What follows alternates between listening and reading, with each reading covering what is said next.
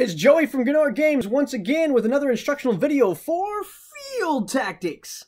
So the first two videos I did went over the basics and the advanced tactics. Now I'm going to go over all the keywords because people have often said, oh, there's so much to remember and not everybody likes to read things. We know who you are. So we thought maybe a little video tutorial and something to look at might be a little more entertaining. So here you go. Let's start with enters.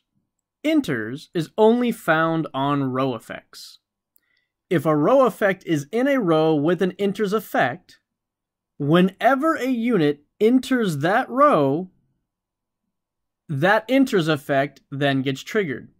This happens whether it's your unit or your opponent's units. Gather is very similar to enters, only it only occurs on unit cards. When a unit with gathers enters a new row, it then gains whatever happens after the gather. Fly is a movement ability. Normally, if a row effect has put a terrain token in the field and it is blocking your unit, you would not be able to move forward through that. Fly, on the other hand, allows a unit with flight to move on top of terrain. They are the only ones allowed to do this. Rush allows a unit, after they make their movement action, to use their ability by spending one seed to make another movement action. This can be forward, left, or right, just like a normal move action. As an ability action, a unit with shift may pay 0 seeds, that's right, I said 0 seeds, to switch places with one of its adjacent allied units. This is the only time in which a unit may move backwards in field tactics. A unit may not be shifted if it has shift, or if it has the gathers keyword. If a unit has dodge, then before that unit gets attacked, its controller rolls a d10. If it rolls the dodge value or higher, then it dodges the initial attack. It then gets to make a counterattack against the unit that was attacking it.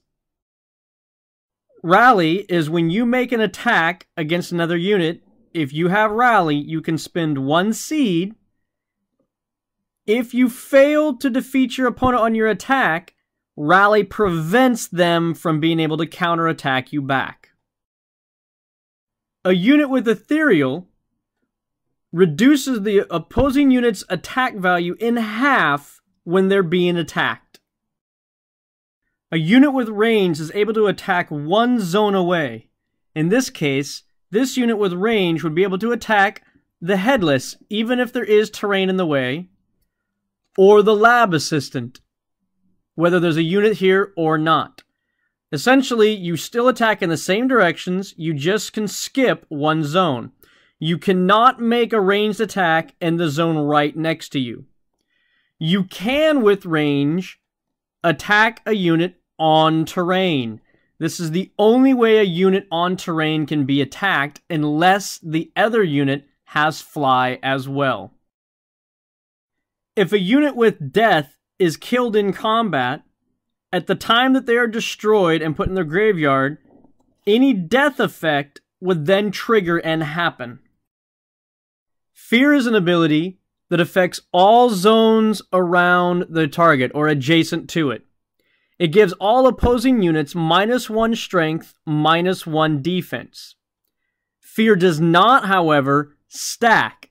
If you have 2 units with fear around the same unit, that unit will still only get -1, -1.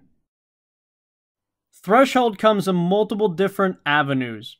For instance, Roshara here has a threshold of a hand of 6. This means that as long as I have a hand of at least 6 cards, her ability is active. Other things could be seeds, rows you control, or even units on the board. A unit with inflexible is not allowed to gain strength or defense from row effects or other supporting allies or anything. It is remaining what it is printed at all times. Resurrection is an ability that is active while the card is in your discard pile. For every card on top of that card while it is in your discard pile, it adds to its resurrection value.